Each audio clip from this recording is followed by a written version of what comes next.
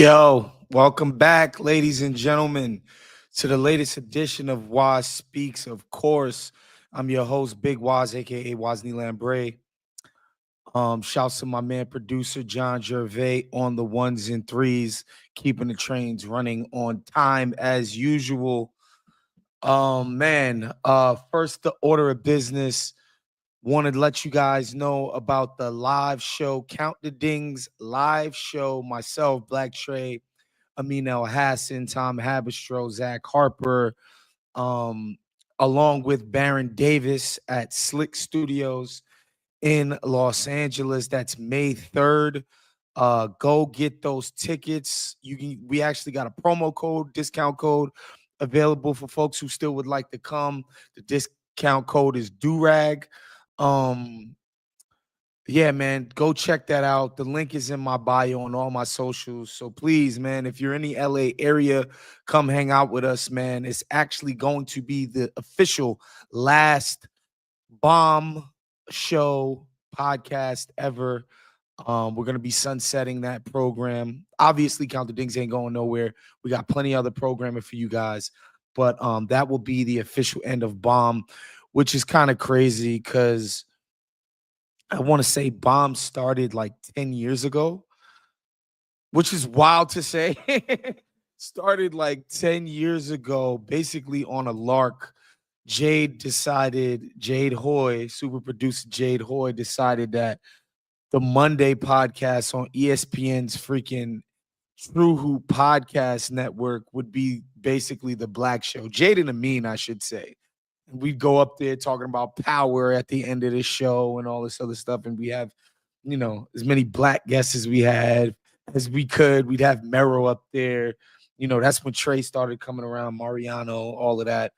Just a special time. It kind of kicked off all of the stuff that we do now. Both together and in our separate endeavors, right? I would definitely say I got my 10,000 hours in, starting off with Jade and the True guys and all of that. And, that start got me to where I'm at now, where I'm on the ringer and I'm doing different stuff with TYT and I've done stuff with The Athletic and Uninterrupted, et cetera, et cetera. So, very special show for me and my career and my journey. And yeah, so I think May 3rd is going to be a very special night. So yeah, go get those tickets. Like I said, Los Angeles, California, May 3rd. Count the Dings live with Baron Davis and many other special guests. So go get that now. So just get into the news really quickly, man. Nothing's changed on the tariff front. China's obviously fighting back. They have a plan. They're unified in that plan. And well, they can be because it's a freaking authoritarian society where the government kind of does what it says it's going to do when it wants to do it. Um, and our plan is anything but unified or, makes any sense whatsoever. I think the effects they're going to come, but it's going to be over the course of time. Like if he really lets that 90-day, really lets this thing go for 90 days, like a bunch of people are going to lose their jobs, a bunch of businesses are going to go bankrupt. It's going to be quite horrible, like actual, tangible horror for Americans who didn't ask for this and don't deserve it. And again, there's no plan for any remuneration on the part of the administration. Like, oh, okay, small business people, we got you. We're going to give you a bridge loan or, like we did PPP for folks during the pandemic, or there's nothing. There's none of that. In fact, what you're getting on top of that is a cut of goods and services and a tax cut for the mega wealthy coming down the pike. So that's what we get, America. But, the most pressing news this week is actually on the immigration front. And what these guys are doing, man, is just so completely psychotic and stupid and over indexing on the cruelty in a way that just doesn't make any sense. Um, unless you see it as hubris, like these guys are smelling themselves after the victory in November. They really think they have this broad, sweeping mandate to do the most absurd things possible. And they've taken the maximalist, most muscular approach to the deportations, um, that I think they could credibly say, more so than anything, they got elected on that platform. Again, and it bears mentioning, I don't personally agree with the deportation regime.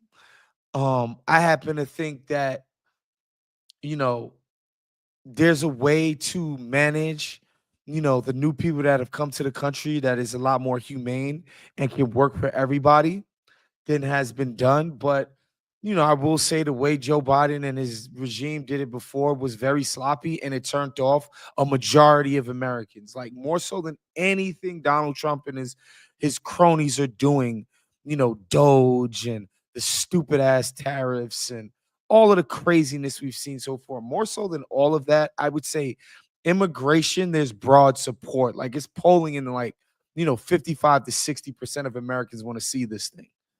Um, and so that being said, how they're doing this again is the dumbest way possible.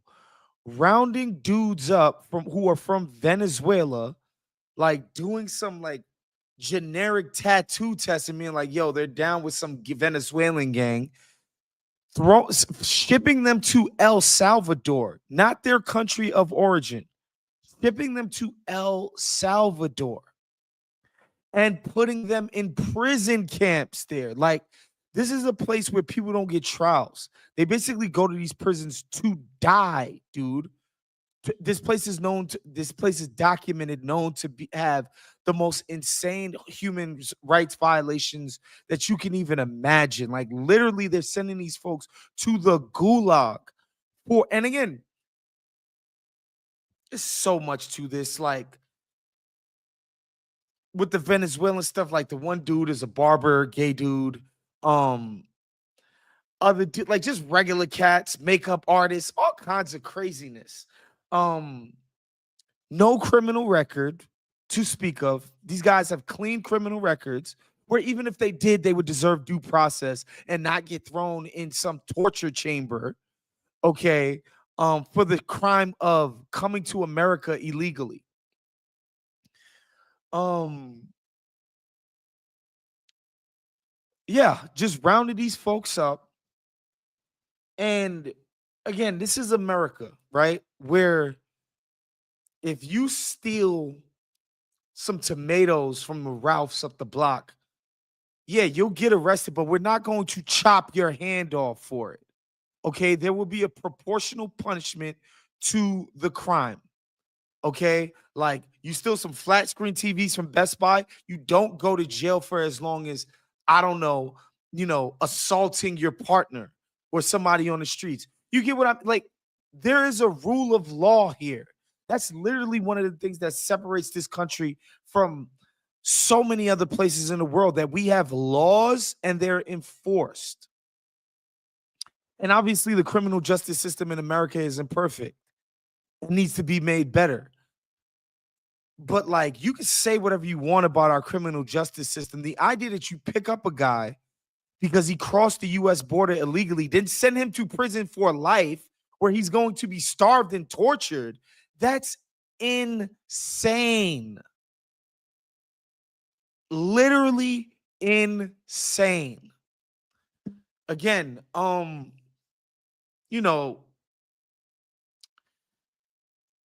I think there's a broad support for deportation. There's an estimated 8 to 10 million new people came to America under Joe Biden. I think there's a broad support to deport a lot of those folks. But I promise you, I think a lot of people on the left tend to see Republicans as like the most ghoulish people that have ever existed. There's not a broad support for this, bro. We don't do this in America. Again, like, if these, and it's so obvious they're trying to do this for the maximum sort of, I guess you could say symbolic impact. To be like, we're so tough. We're not just going to deport you, we're going to put you in a torture chamber in Venezuela. Never mind, by the way. Don't look at the fact, divert your eyes from the fact that net deportations are flat. What does that mean? They're deporting as many people in raw numbers as the Biden administration before them. Make it make sense, folks. Make this make sense. Again, even if they like a lot of these people came through under a different paradigm under the Biden administration. You can agree or disagree with the way Biden and them handled the immigration. My main problem is like it was so haphazard with no vision whatsoever for how to handle this thing. Again, I'm pro immigration, but the way the Biden people just gave us the worst of all worlds and turned even liberals against immigration. Okay. Um, a lot of these folks came under the previous Joe Biden paradigm and and are going through the process. They're making their court dates. They're providing documentation. They're like, "Yo, we're escaping a gang war. We're escaping a drug war. We're escaping this, an oppressive regime. I can't be homosexual in a certain country or blah blah blah." They're doing the right thing. They're literally abiding by the rules, and they're getting snatched up. No court date, no judge, no jury, no due process, and sent to torture chambers in El Salvador. This is insane. And so, of course, they got the case in Virginia where they're claiming this guy was one of the East Coast heads of MS-13.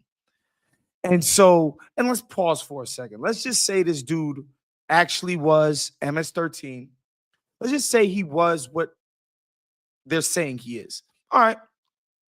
MS-13 guy, we're deporting him because realistically, to be deported, like the burden of like showing why you want to deport an immigrant is not very high if we're keeping it 1,000. Like it's just not. If the government decides somebody's getting deported, his ass is out of here. Okay, cool. All right. This dude, even though you didn't put him through a trial for his alleged crimes against Americans, so Americans don't even get to see their day in court,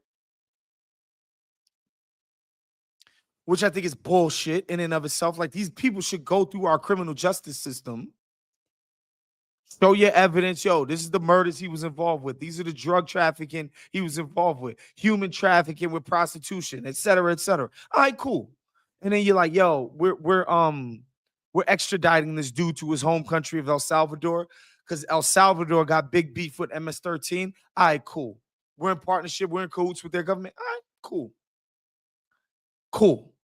They're not doing that.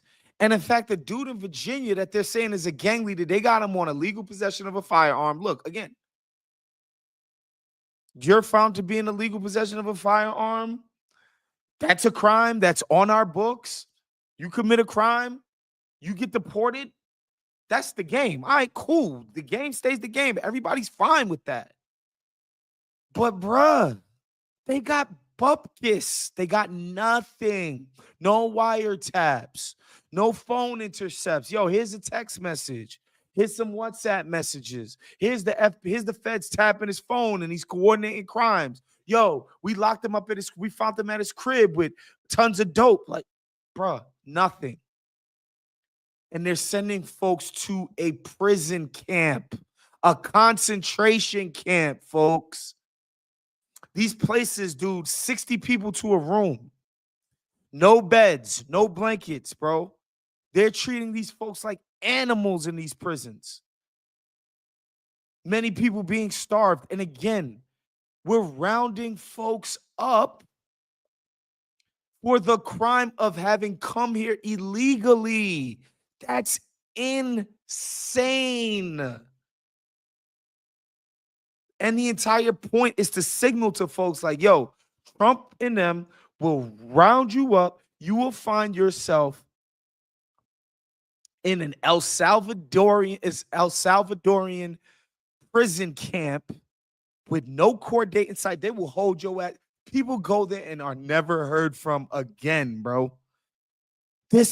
Bro, we're freaking America, bro. The land of innocent until proven guilty. The land of we provide everybody with a lawyer. It might be a shit lawyer. Everybody gets a lawyer. Everybody has the right to a lawyer to defend themselves against the charges. The land of you get to face your accusers in court. And we're rounding up immigrants and for the crime of being here, bro. And again, how you know this shit is bullshit. A lot of their rhetoric is like, oh, these people come and they're gang members and they're terrorizing our communities. I go. Find them. Show me. Find me the people. They passed that Lincoln Riley law, which was messed up. This immigrant dude killed a chick or whatever. Like, that was messed up. Messed up. But, like, if there were scores of these people like the Lincoln Riley case, promise you, they would be parading these dudes all up and down the news. They'd be documenting the proof they had that these guys were criminal animals, and they'd be making examples of them. They got nothing, dude. Again, this idea is that, like, oh, we're getting rid of the worst of the worst. They got nothing. Even if you think these folks should be deported, nobody thinks these people should be sent to El Salvadorian prison camp for coming here illegally, bro. And now, these people, obviously they're getting creamed in the courts because this shit is so highly illegal. And Jerv, put my screen up for me, please. Dual orders from the judge edge courts closer to confrontation with White House. The threat of investigation into whether the administration violated the judge's orders comes as President Trump and his advisors are increasingly butting heads with the courts. After the Trump administration rushed nearly 240 Central American immigrants onto charter planes last month and flew them, most without hearings, to a prison in El Salvador, the courts responded with a flurry of orders, more or less instructing Trump officials to figure out a way to give them the due process they had been denied. For much of the past few weeks, the White House has dodged, dragged its feet, and found other ways to devise some of those orders, and that has led to a remarkable development. 2 federal judges in Washington and Maryland handling cases arising from the deportation flights that have now declared that they have reason to believe that Trump officials have acted in bad faith by failing to comply with their decrees. To get to the bottom of the obfuscation, the judges have made plans for searching inquiries into who in the administration may have been responsible. The threat of the investigations has come at an especially fraught moment, just as President Trump and his advisors are increasingly butting heads with the courts and are testing the traditional balance of power between the judicial and executive branches.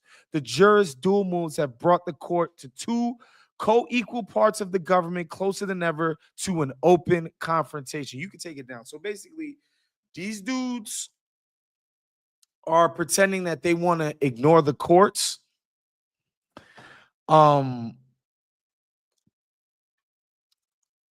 This is nuts. I mean, even if you, in your worst sort of imagination of the kind of chicanery these guys would be up to, and I thought it'd be pretty bad. This has surpassed anything I could have imagined. And it turns out that all of the bedwetting that the Libs were doing pre-election, they were right. Like, this is worse. This is worse than could have even been imagined, man. And so we'll see how this stuff shakes out in the court. Like, some of these rulings, like, these judges are pissed. Like, they're not used to being, like, defied this way. Again, this is America. Rule of law. That's, like, the whole reason for being for this goddamn place. So, again, man, now we're at, like, a sort of, a Mexican standoff, pardon the pun, and we're going to see what happens.